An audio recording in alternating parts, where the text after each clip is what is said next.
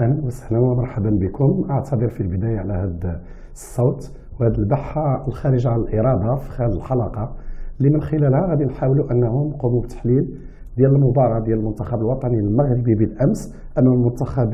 الإكوادور، مباراة اللي في استوديو التحليلي برنامجنا الاستوديو التحليلي على قناة ار تي في سبور اللي كنستضيفوا من خلالها دائما الأطر الوطنية اللي كيعطيونا او اللي كناخذوا معاهم فرصه لتحليل كل الوقائع المتعلقه بالمباريات ديال كره القدم وديال الرياضه عموما، من بيناتها المباراه اللي جراها المنتخب الوطني المغربي في اولى ظهور للناخب الوطني الجديد محمد وهبي رفقه المنتخب الوطني المغربي في مباراه بقيمه كبيره، واللي بكل تاكيد غادا تكون خلات للناخب الوطني صوره حول كيفيه متابعه تحضير المنتخب الوطني المغربي للمباريات المقبله قبل من المباراه اللي غادا تجمع يوم الثلاثاء المقبل. كذلك المنتخب الوطني المغربي في اختتام هذا المعسكر التدريبي واللي غادي تعرف كذلك مباراه بقيمه كبرى امام منتخب اخر، منتخب من المنتخبات ديال امريكا اللاتينيه. اليوم معنا ضيف اخر، ضيف جديد على هذا البرنامج وعلى هذا الاستوديو. يتعلق الامر بالسي يوسف الربيعي، الاطار الوطني واللاعب الدولي السابق في الدوري الخليجي تحديدا بدوله قطر. سي يوسف الربيعي اهلا وسهلا ومرحبا بك معنا في هذا الاستوديو التحليلي لمباراه المغرب الاخيره. شكرا على حسن الاستضافه، نتمنى باش تكونوا عطيو اضافه للمشاهد الكريم بخصوص المباراه التي لعبها المنتخب المغربي ضد المنتخب الاكوادوري. اهلا وسهلا بك. نبداو مباشره، كيفاش القراءه العامه لهذه المباراه اللي جمعت المنتخب الوطني المغربي كيف ما قلنا بالمنتخب ديال الاكوادور على جميع المستويات؟ عاد ندوزو للتحليل ديال المباراه شوط بشوط. اولا كانت عده متغيرات على المنتخب المغربي. الاطار الجديد اللي هو سي وهبي اللي حاول ما امكن يدير واحد التشكيله او واحد العدد يعني يكون تحترم فيه الجاهزيه، واحد المعايير اللي في نظريته هو تكون يعني قابله يعني النجاح، اضافه الى المباريات اللي كان ماشي هو اللي كان مبرمجهم او لا، فهو جاء كاستمراريه العمل اللي كتقوم به الاداره التقنيه، وباغي يشوف واحد اللاعبين على مدى يعني طريقه باش يمشيو في الطريقه والاسلوب ديالو، بحكم انه احنا كمتتبعين كنا كنعرفوا مثلا المغرب كيلعب بمتوسط ميدان دفاعي واحد، حاليا فهو كيحبذ يعني يلعب دو سيس باش كيعطي واحد الاريحيه دائما للرواق الابيض، بحكم اننا عندنا القوه الضاربه ديالنا هما الاظهره بوجود حكيمي ولا كذلك بوجود يعني المزراوي او الذي رمبلاسي المزراوي وكاو لكن لا قدر الله شيء من هذا القبيل. اضافه الى ان كنعرفوا حتى هو ايضا ما كيلعبش براس حربه ثابت او قار، هذا هو اللي خلاه ما يستدعيش بعض اللاعبين اللي كيلعبوا يعني كرؤوس حربه قارين يعني كلاسيكيين، فهو كيلعب بواحد راس يعني مهاجم وهمي اللي كيخلي فريق الخصم دائما تامن من هو يعني اللي كيكون القناص او الهداف، تيخلي دائما يعني كيكون ارتباك، دائما كنحاول نمشي رقم يعني العشرة او الثمانية او واحد من هذو او حتى رقم 6 يقدر يكون هو اللي يمشي راس الحربه. يعني المباراه هذه المتغيرات اللي كنتمناو رغم ان ضيق الوقت ما كتقدرش تعطي الناخب الوطني يعني داكشي 100%، ولكن كتعطيه واحد بحكم انه اشتغل بالفئات السنيه وكان على درايه وعلم بكل ما هو يروج داخل المنتخب الوطني، وكما كنقول كان على القرص ربما في اي لحظه تقدر تستدعيه المنتخب الوطني، لان كره القدم هي الشكل ديالها كره ما يلزم اي واحد اللي يتكلم حاليا الا باش يساند هذا المعطى الجديد ويدفع به الامام باش نحاولوا ما امكن نحصلوا على منتخب، لان المغرب معروف بان المشاركات السابعه على الصعيد الدولي يعني لكوب دي موند والثالثه على يعني التوالي، فما مسموحش لنا حنا باش ننزلوا من ذاك البرج العالي اللي هو مثلا لحقنا 4 بلاص. يعني صحيح راه المدرب السي وهبي اليوم عنده واحد الارث ثقيل اللي لازم يعني هو مآمن به وعارف. والدليل على ذلك هو انه حاول ما امكن في التشكيله يعني اللي استدعى او الموسعه، فهو حاول يعيط على كل ما هو اللي حاليا واجد وعلى يكون بلي بري باش يحاول ما امكن. بزاف ديال السي يوسف، بزاف ديال الناس اللي واكبوا وتبعوا المباراه ديال الامس وغادي ناخذوها في عامه الناس، ما غادي ناخذ سؤال وغادي نعطيه لك بسميه العامه ديال الناس، انه ما كانش باين شي تغيير كبير ما بين العامه اللي كان كيقدموه وليد الركراكي والعامه اللي قدموه وهبي. كيفاش انت كتشوفوا من الجوانب التقنيه واش كاين شي تغيير في هذا المجال هذا، خصوصا وانه ما غاديش يكون الفارق كبير، خصوصا وانه كنهضروا على التشكيله ديال البارح فيها نسبه ديال 70 ولا ديال 80% ديال العناصر اللي كانت كتلعب مع الناخب الوطني السابق. بالفعل ما يمكنش تجيب واحد الرجه ولا تجيب واحد الدفعه تغيير يعني بواحد 80 ولا 70% تغيير العناصر بالضبط. ولكن كان في لاشارنيير سونترال اللي شفنا الدخول ديال عيسى ديوب ولا شادي رياض اضافه الى حريمات، هذوما تقريبا ثلاثه العناصر اللي كانوا متبدلين يعني تغيروا، اضافه لكانت بعد يعني تغييرات في المنظومه. يعني كنا كنلعبوا مثلا براس مثلث راس ديالو يعني هابط، ولا كنلعبوا بجوج يعني مقلوب، اضافه الى كنا كنلعبوا راس حربه مثلا ثابت او وقار، ولا كنلعبوا واحد وهمي. يعني ما يمكنلكش يعني الفكر ديالو غادي يجي ولا في الفكر ديال المدرب الجديد، فغادي يجي بالتدريج، ومباراه بعد مباراه غادي يبقى يعني يهضموا اللاعبين، لان لا يعقل بان بين العشيه والضحاها اللاعبين كانوا واحد المنظومه واحد الشاكله، وكانوا يعطين يعني نتائج جد ايجابيه. يعني مشكورين يعني الستاف اللي كان صراحه، يعني لان حتى النتائج ديالهم فهما يعني نتائج جيده وقيمه، الا كانت هناك بعض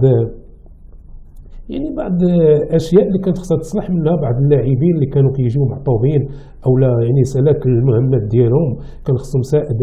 يعني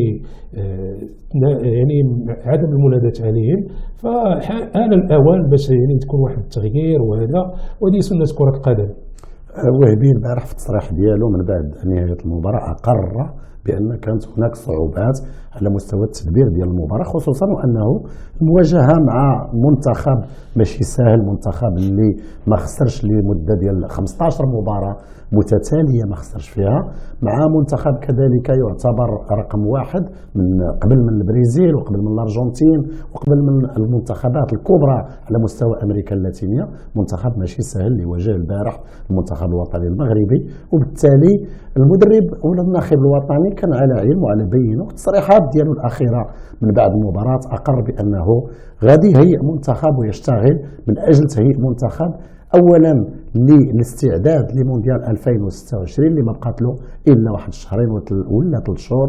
واش السي يوسف الربيعي كتشوف انه كاين المعالم ديال المنتخب اللي قادر يوصلنا للمشاركه في كاس العالم ويعطينا النتائج كيف ما ذكرتي اللي تكون عندها القيمه واللي تاهل المنتخب الوطني المغربي باش يبان ويظهر على غرار المسؤوليه اللي تحملها من بعد 2022؟ بالفعل المباراة اللي لعبنا ضد المنتخب الإكوادوري اللي هو صراحة منتخب ما انهزمش طيلة واحد السنة ونصف، ويكفي بأنه يعني ربح الأرجنتين وتعادل مع المنتخب البرازيلي، والكل كيعرف هذا المنتخب على الصعيد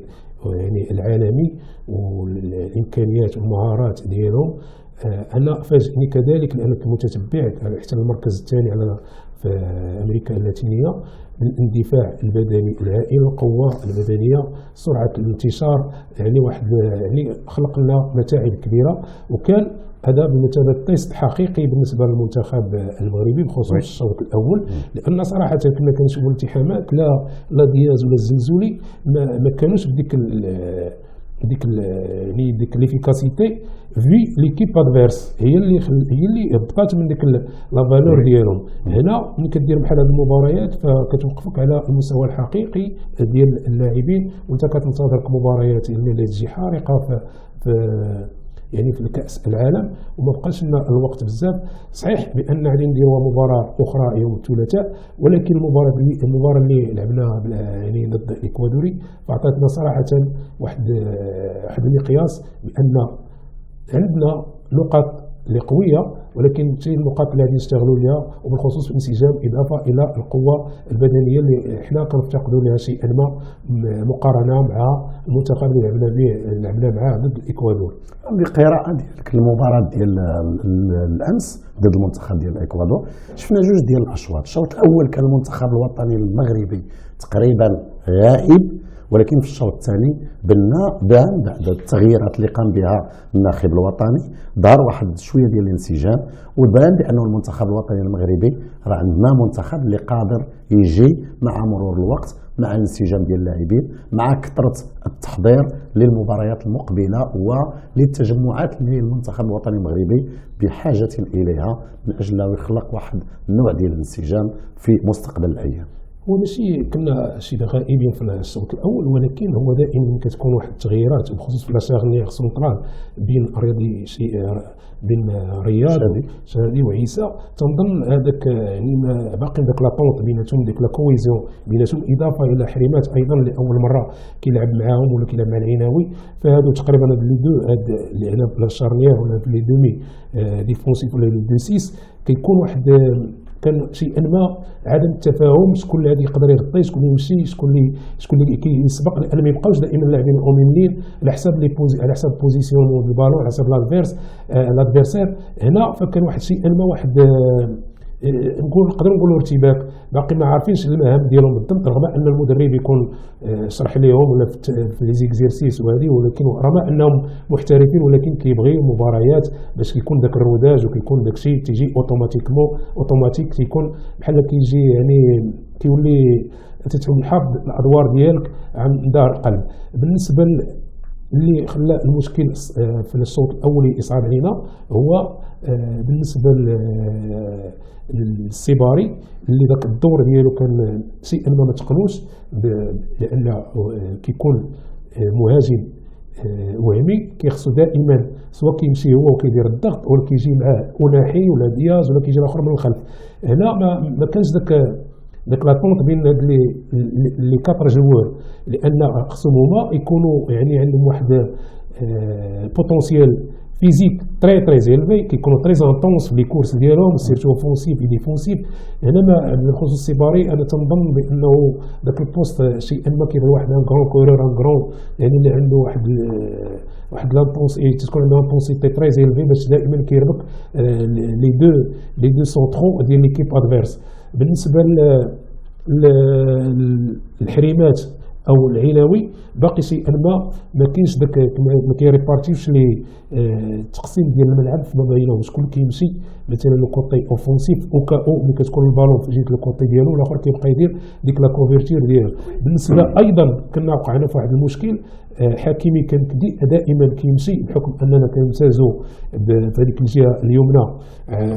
عندنا قناعه بان هي القوه الضاربه ديالنا، فكنشكلت لنا احيانا واحد العيب بالخصوص الدقيقه تنظن 31 كنتشكل من طرف ذاك اللاعب اونيدا اللي كان يشكل خطر، لان دياز ما كانش كيحاول يدير ذاك لو روبلي ديفونسيف معاه، الا بعد ما فطنوا عاد دياز بدا تيرجع كيدير داك لو روبلي. نورمالمون خص يا العناوي يا حريمات واحد فيهم كيكوبر اللي كيطلع هذا كيطلع حكيمي، لازم العناوي دائما كيفي لا كوفرتير في داك لو كوتي في الفلون دغوا وكيعطي لو شون ليبر بو ساتاكي، وكيكون ديما هذاك لو سير نومبر لو جوور كي فيان بار ديريير هو اللي كيدير داك لو سير نومبر، وعنده الامكانيات وعنده يعني امكانيات وسجل كذا هدف ولا عطى ديزاسيست. نفس الشيء بالنسبه للمزراوي، ملي كيمشي المزراوي في الفلون غوش تيخص يا حريمات دائما يبغى فيغ لا كوفرتير تما، وكتبقى الامور يعني ستابل، لان هذه الخطه اللي نهجها وهمي 4-2-3-1 فهي كتعطي يعني واحد القوه والصلابه في وسط الميدان، اضافه الى كتعطي اريحيه واحد ليزونس بالنسبه للاتيرو، بحكم اننا عندنا دائما كنقولوا كيمتازوا بالسرعات والذكاء ولي بينيتراسيون خارقين في ذاك المجال. فالمساو ملي كيطلعوا هذوك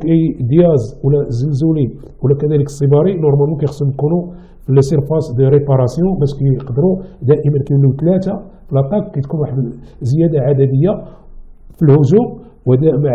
مع الحفاظ على توازنا في الدفاع، يعني تيكون دائما العناوي ولا واحد يعني مكوبري داك لو كوطي اللي طلعت البالون، والاخر داير تيدير سي فو فولي بيان دير يعني انا تيجي في الوسط بحال كنقولوا يعني كيدير كيكون في الوسط حامي الوسط الميدان ولا جات هجمه مرتده. هذا باختصار ما كتشوفش معايا انه المنتخب ديال الاكوادور قرايه مهمه جدا المنتخب الوطني المغربي، خصوصا في الشوط الاول، من خلال انه كان سباق لمختلف الكرات اللي كانوا كيشدوها وسط الميدان ديال المنتخب المغربي باش يدير ان بلوكاج اللاعبين ديال المنتخب الوطني المغربي، واللي بان بانه المنتخب ديال الاكوادور كان اقرب للشباك ديال المنتخب الوطني، كان اقرب للكرات ضد اللاعبين ديال المنتخب الوطني المغربي، خصوصا في المرحله ديال الشوط الاول، واللي داركها وهبي ما بين الشوطين باش عطى التعليمات ديالو اللاعبين ديال المنتخب الوطني المغربي باش يكونوا اكثر سرعه في تمرير الكرات فيما بيناتهم، والبحث على ايصال الكره المربع ديال العمليات ديال المنتخب الخصم في لحظات اللي عطاتنا في الدقيقه 61 ضربه الجزاء ديال المنتخب الوطني للاسف اللي ضاعت في ديك اللحظه، حريمات اللي اعاد تسجيلها بسرعه كبيره، واللي ممكن انه غادا تعطي يعني نفس جديد للاعب حريمات ومن خلاله للاعبين ديال البطوله الوطنيه. وهو يعني القوة الضاربة ديال الفريق الإكوادوري كانت هي الاندفاع البدني يعني وسرعة الارتداد الدفاع، إضافة إلى يحسن يعني الهجمات المرتدة اللي كانوا تفوقوا علينا فيها صراحة، بحكم أننا حنا كنخليو مساحات في الدار ديالنا وما كانوا كيستغلوهم كما قلنا بالبنية الجسمانية القوية ديالهم والمهارات الفنية اللي كيمتازوا بها. صحيح كنا نقدروا اوكيسيو في واحد الدقيقه 11 من طرف هذوك الاجنحه ديالهم سواء ديك فالنسيا او لا اونيدا، هذو اللي كانوا سرع جدا وكيعتمدوا من لمستين الكره كتمشي للامام، ديما كيديروا الكاس لينين ديما او بروفوندور، ودي اصعب حاجه اللي كتكون على الفريق لما كيكون هاجم وكيوقع في يعني باش يحاول يرجع يريكيبيري البالون. دائما قلنا كاين في مشكل تصلح يعني ما تدارك احيانا يتم تدارك هذا المشكل بعدم الصعود بالنسبه للحكيمي الا في الاوقات يعني المناسبه مع التغطيه اللازمه كما قلنا بلي دومي، لان هذاك هو الرول ديالهم اللي كيمشيو كتعطيهم واحد الاريحيه وكتعطيه باش يمكن لك، لان عندك قوه ضاربه لازم تستغلها. فاذا به حنا كنا نقدروا العكس، الفريق الخصم هو اللي يستغل، كيضربنا كرات في الخلف ديالنا يستغل المساحات الفارغه فركنا شيئا ما، ولكن تم تدارك الموقف. هنا كيبقى دائما لي زوتوماتيزم ديال اللاعبين كتجي دائما بالمباريات، رغم ان التمارين او كل ما هو يعني ليزاناليز فيديو هادو، ولكن ملي كتبدا تلعب مع اللاعب بجنب ديالك مره مرتين ثلاث اربع خمس فتتولي حافظوا على دار قلب، يعني وقتاش تيصعد والوقيته اللي كيقدر يرجع بها بواحد السرعه متناهيه ولكن ما يقدرش يرجع بها، انت بتدارك الموقف يعني كما كنقولوا كما كنقولوا كتفطن انت نصح للزميل ديالك وقتاش كيقدر يرتكب الخطا ولا كيمشي هو دائما لاتاك او ترونس، انت دائما كتكون خصك منتبه باش ما نطيحوش في ذاك الفخ ونستغلوا ديك المساحه اللي تقدر تجينا شي يعني هجمه مرتده او شيء من هذا القبيل او تشكل عندنا خطر. دونك غادي نبقاو دائما في اطار ديال التحليل ديال المباراه ديال الامس والتصريحات ديال الناخب الوطني السي محمد وهبي اللي صرح بانه هذا التجمع ديال المنتخب الوطني المغربي وهذه المباراتين الوديتين اللي كيجريها مع جوج ديال المنتخبات من اقوى المنتخبات على مستوى امريكا اللاتينيه غادي تعطي فرصه للناخب الوطني انه يدير اختيارات جديده، يمكن يحافظ على المجموعه، يمكن الباب غادي يبقى كيف ما قال هو يبقى مفتوح امام عناصر اخرى اللي ممكن انه ما كانش استدعاء ديالها اليوم، ما كانش المكانه ديالها اليوم من خلال الدعوه ديالها، ولكن دائما الابواب مفتوحه من اجل انه استدعاء عناصر اخرى ثم ثانيا السي يوسف الربيع باعتبار انه انت متتبع حقيقي لكره القدم الوطنيه، واش لو طون كافي باش باقي نديروا اختيارات ونعزلوا ما بين اللاعبين اللي كاينين، وتقييمك الوضعيات ديال الهجوم المغربي في غياب نصيري وحضور عناصر اخرى في هذا المجال؟ بصراحه الاسئله اللي كتكون تري بيرتينونت بالنسبه يعني كل واحد كيفاش يقدر يتعامل معها والقناعات ديالو كناخب وطني. تنظن انا امونافي جا عيط على حريمات اليوم، حريمات اول مباراه ليه بعد ما كان يعني غائب او يتم التغييب ديالو كيبقى بين قوسين، يعني خصو حلقه حلقات من اجل يعني تنوير الراي العام. اليوم على لي ستاتيستيك اللي عطا سير 36 باس كانوا كوريكت، 38 يعني دو اللي كانوا ماشي يعني واحد النسبه ما كانوش يعني كان موفق بواحد نسبه كبيره، يعني 95 حتى 96% في لي باس ديالو. صحيح هو في شيئا ما كينقصوش باقي شيئا ما تباطؤ بحكم انه كيمارس في بطوله اللي شيئا ما المستوى ديالها ماشي مستوى عالي جدا، رغم انه في البطوله الافريقيه كيكون طري افيكاس، في البطوله ديال العربيه كان ايضا كذلك. لازم من ياخذ مباريات باش يكون واحد المستوى عالي. يعني لي باس اللي دار في نصف الملعب الخصم 8 على 9، يعني واحد النسبه 89% كانت كلها يعني صحيحه. في نصف الملعب الخصم عطى 28 على 29 وحده اللي كانت يعني غير صحيحه، نسبه واحد 97%. التدخلات ديالو كانت ناجحه، اضافه الى البلوك كان ديالو ممتاز، كان كيستوبي ليكيب ادفيرس. استرجاع الكرات في الصراعات الارضيه كذلك كيمتاز بها، لي ريكيبيراسيون دو لابال. تمت المراوغه يعني راوغ مره او مرتين يعني بصفه يعني جيده. لمس الكره 66 مره، هذه يعني نسبة جيدة وجيدة جدا بحكم أنه المباراة في غياب انسجام مع اللاعبين ولا كذلك يعني ديك لا بيرسوناليتي باقي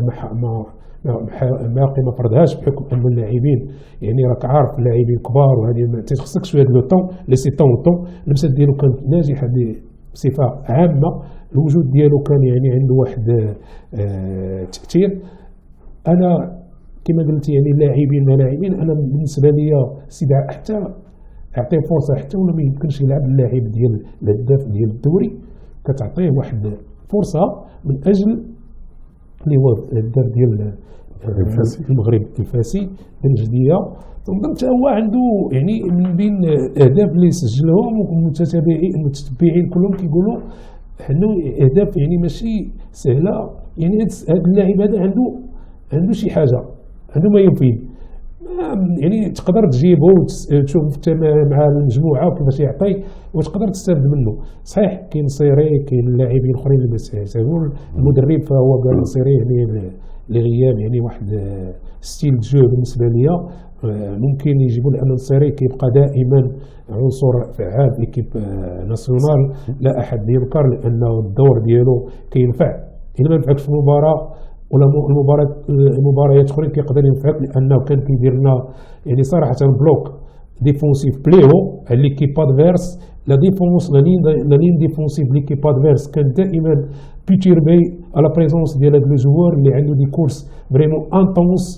وكيتعاودوا. يعني ما صعيب باش تلقى نفس هذا اللاعب كينفعك بعض الفترات ديال المباريات. صحيح عنده واحد الديرابيل، ولكن انسان كمدرب ولا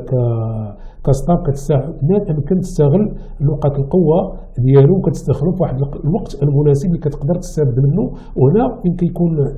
الكوتشينغ مهم وكيعطي واحد يعني كتقدر تستافد من اللاعب باش يعطيك واحد لو سيربليس في المباراه. بالنسبه بصفه عامه اللاعبين يعني تقريبا يعني الرأي ديال المدرب هو اختار اللائحة وكيتحمل فيها المسؤولية ديالو، وغادي يحاول ما أمكن في المباراة الثانية يعني يزج بلاعبين آخرين باش يكون واحد الفكرة على جل يعني نقاط القوة ونقاط الضعف اللي عندنا، وحاول ما أمكن باش يقدم لنا واحد المنتخب اللي يكون يعني يعطينا واحد إن شاء الله واحد كرة حديثة وكرة اللي كتلعب يعني تري كومباكت، تري يعني تتنافس جميع المنتخبات اللي صراحة اللي حاليا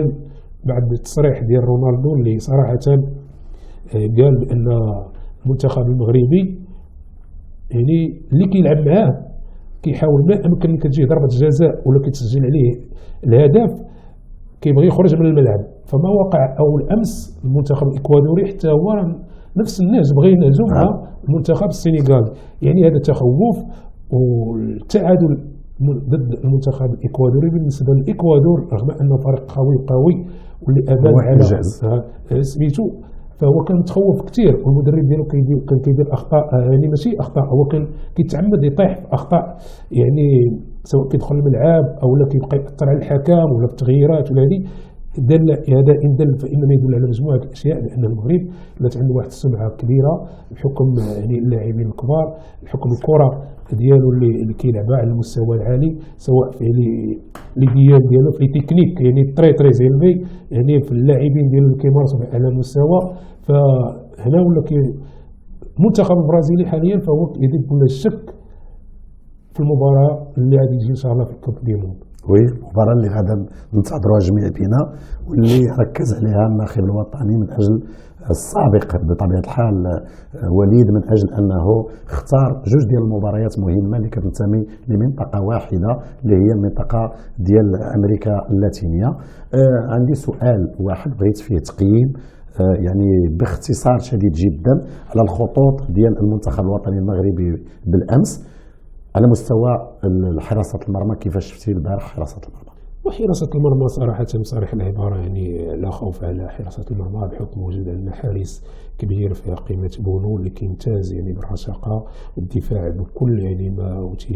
سواء من القوة ديالو الرشاقة إلى التراجيكتوار التايمينغ، يعني الارتقاء ديالو اللاعب بالرجل يعني الرجل اليسرى اللي عنده ما شاء الله كأنه ان فري ليبيرو بارديريير اللي كيعطيك دي باس يعني تري بريسيز سميتو كيعطيك تبدا لك الهجمة من الوراء. بالنسبه للخط ديال الدفاع ديال المنتخب الوطني المغربي بحضور الوافد الجديد اللي هو عيسى ديوب، وكيفاش كتشوف انه قراءتك للمنتخب الوطني من الناحيه ديال الدفاع بالامس؟ حيت ان ديفونس تري سوليد بوجود ديوب ولا رياض لا شارنيير سونترال، لكن خص واحد الشيء ما ديال اون كويزيون، واحد الكورديناسيون بيناتهم، كتكون واحد ليكيليبر وكاو يعني كيمتازوا بالقوه البدنيه بارتقاء يعني الطول الفارغ، يعني واحد لامورفولوجي اللي اي مدرب كيحاول ما امكن يكون عنده دوك اللاعبين اللي كيمتازوا سواء بالدفاع البدني القوي ولا كذلك بالمهارات في التمرير من لمسه لمستين لا سورتي د لابال، فهما يعني ربح كبير للمنتخب الوطني. وسط الميدان بحضور العيناوي وناحي والوافد الجديد اللي هو حريمات. كنا كنلعبوا بمثلث مقلوب يعني راس يعني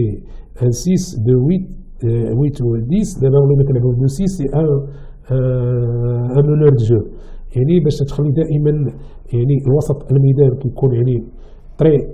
تري سوليد بوجود حريمات او العيناوي، وكذلك اللي اسمه أناحي اللي كيمتاز بالمهارات الفنيه، اضافه الى الفيكساسيون ديال الجوار كيعطي لا باس اون بروفوندور. ولكن كنلعبوا دائما وسط يعني هو وسط هجومي كيتحول الى راس حربه وهمي اللي غادي يلعب بها المدرب الوهمي اللي كيفضل هذه الطريقه هذه دائما كيمشي. هو دائما بعض الاحيان كنكونوا لي دو زاتاكون كيكون هو كيتزاد عليه أناحي وكيخلي اللاعبين على الاطراف بحال كتولي 4-2-4، يعني دائما كيكون عندك واحد سير نومبر في لين داتاك اللي كتخلي دائما الفريق الخصم تيرتابك ما كيعرفش شكون يبقى في لاطاك وشكون كيرجع للوسط. دائما كيكون داك التناوب اللي كتخلي دائما الفريق الخصم دائما واحد في لانفيريوريتي ديما عنده في لا ديفونس. الهجوم المغربي كيفاش شفتيه البارح؟ اولا على مستوى الفاعليه ديالو، ثم على مستوى الحضور ديال الهجوم المغربي. والهجوم المغربي كان في الاول يعني ما عطاناش ذاك الانطباع ديال الارتياح، ولا يبين على الامكانيات ديالو، بحكم ان المغاربه ولا شمال افريقيا دائما كيمتازوا بديك الموهبه ويعني الفنيات هذه. ولكن في وجود الاكوادوري كان اللي خنق اللاعب الهجوم، يعني بحكم الدفاع البدني. كنا كنشوفوا الزلزولي كان كرون بيركيتور وكيبينيتري وكيطلب الكوارت في العمق، ما قدرش يمشي بحكم ان القوه البدنيه يعني وكيعرفوا اللاعبين يعني مهاريا، بحكم انهم كينشطوا في نفس الدوريات فرنسا واسبانيا ولا المانيا ولا انجلترا، فهم دائما على علم مبينه وحافظين اللاعبين وعارفين الطريقه والاسلوب ديالهم، فهم كانوا دائما سباقين ديما في الكوتي ديفونسيف، كيمشي دائما تيدي دائما داك لو كوتي اللي هو يعني بلي فابل، وكيستعمل القوه البدنيه ديالو، وكيحاول بسهوله دائما يستخلص الكره او يريكوبيري البالون، وكيلعبوها بواحد الطريقه باريحيه بحكم يعني الثقه اللي عندهم والمورفولوجي ديالهم، الثقه واللياقه البدنيه الهائله. يوسف الربيعي، المباراة المقبلة ديال المنتخب الوطني المغربي وغادي يكون ختام ديال هذا التجمع هذا، غادا تكون الثلاثاء المقبل ضد الباراغواي. بصراحة بغيتك تقول لي أنه كيفاش كتشوف أولا المباراة، وشكون اللي كتشوف كان خاصو يكون في المباراة الأولى وما حضرش في المباراة الأولى، وكتمنى أنه يكون في المباراة القادمة، وهي دعوة للناخب الوطني باش أنه يستحضر هاد الخصوصية ويستحضر هاد الدعوة للعناصر الوطنية اللي ممكن أنه يستعن بها في المباراة اللي غادي تجمع الثلاثاء المقبل المنتخب الوطني المغربي ضد المنتخب ديال الباراغواي أمام، أنا متيقن، حضور جماهيري بفرنسا. هو بحكم أننا ركزنا على الشوط الأول كثير، وفي الشوط الثاني اللي بدات تتبان الملامح ديال واحد المنتخب اللي عنده واحد الفاعليه واحد ليفيكاسيتي سو لو بلون اوفونسيف بدخول رحيمي ولا مرابط ولا صلاح، فهادو عطاو واحد الاريحيه وخلاونا نمشيو، بحكم اننا كنا متاخرين بواحد الهدف الصفر، فاحنا كرينا مجموعه ديال لي زوكازيون. نظن باللي الناخب الوطني فهو يحاول ما امكن يبدا بهذه المجموعه هذه اللي عطات واحد الانطباع شيئا ما ايجابي، ويعطى فرصه ويقدر يطعم بعض اللاعبين بخصوص الكعبي اللي صراحه حتى هو كنا كنتظروا باش يدخل تعطاه واحد الدقائق وباش يكون يعطينا داك المسار ديالو اللي كان غادي في التوهج ديالو، لان اي مهاجم اللي كيكون غادي في واحد يعني في واحد كيسجل، فكيخصك دائما تكون محافظ عليه وكتعطيه واحد الدقائق باش كيبقى دائما هو الورقه الرابحه يعني بالنسبه للمنتخب. نظن غادي يكون تقريبا هيبدا بهذا اللي بداو في الشوط الثاني، وغادي الا ما وقعش شي دي بليسير او شيء من هذا القبيل، او لا بغى يعطي فرصه بالنسبه مثلا ان رياغوش مثلا الوحيدي يبدا به ولا الزبيري كذلك، اللي صراحه رغم انه عيط عليه وخلاه كيلعب مع فريق ايفان تروا بغى يعطي اكثر من دقائق بحكم انه ما لعبش طيلة الموسم مباريات كثيرة، وهذا صراحة تحسب له لأنه واثق فيه وعارف الإمكانيات ديالو. إضافة لبعض اللاعبين لأن الناخب الوطني هو اللي عارف بالضبط اللاعبين الشباب وعارف الإمكانيات ديالهم طيلة المشوار اللي قضاو معاه في كأس العالم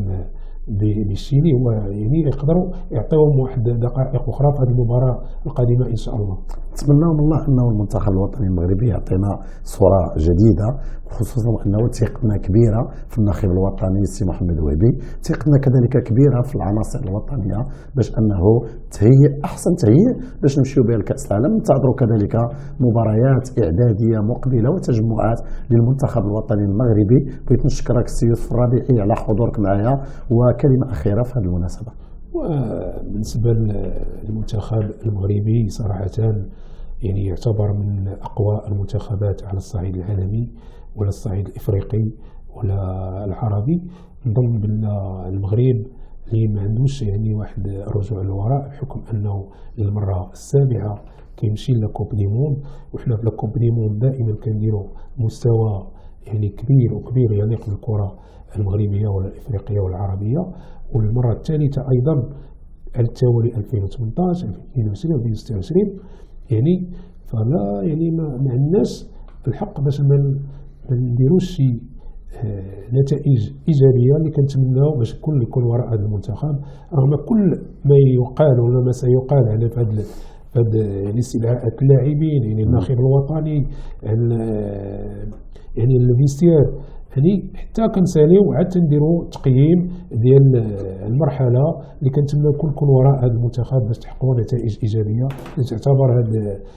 الرياضه هي الرياضه اللي المغاربه كيفتخروا بها وكيبغيوها حتى النخاع. شكرا يوسف، كنتي معايا ضيف عزيز في هذا التحليل الرياضي الهام اللي عطيتينا فيه فكره على كذلك على المنتخب الوطني المغربي، على المباراه الاولى للمنتخب الوطني رفقه يعني الاطار الوطني السي محمد وهبي. مشاهدينا الاعزاء، الثلاثاء المقبل سنتابع مباراه اخرى للمنتخب الوطني المغربي، هي مباراه المغرب الباراغواي بفرنسا كما قلت. غادا تكون مناسبه كذلك باش انه نتبعوا العناصر الوطنيه ونعيشوا لحظات مهمه باختيارات للناخب الوطني. نتمنى من الله انه تكون في المستوى اللائق وتكون كذلك في مستوى تطلعات الشعب المغربي والكره المغربيه اللي بغيناها كيف ما قال السي يوسف الرابعي وكيف ما كيقولوها المحللين ديالنا على مستوى ار تي في سبور وعلى برنامج التحليلي ديال الاستوديو التحليلي لهذه القناه، انه كل مع المنتخب الوطني المغربي كل سيكون الى جانب المنتخب الوطني المغربي. الى الثلاثاء المقبل مشاهدينا الاعزاء، استودعكم الله والى اللقاء بكم في اقرب فرصه، واعتذر عن هذا الصوت الذي لم يكن يعني مشجعا خلال هذه الحلقه، ولكن امنيتي وحضوري الى جانبكم من خلال تحليل المباراه ديال المنتخب الوطني المغربي تهون امام كل هذه الاعضاء. الى اللقاء.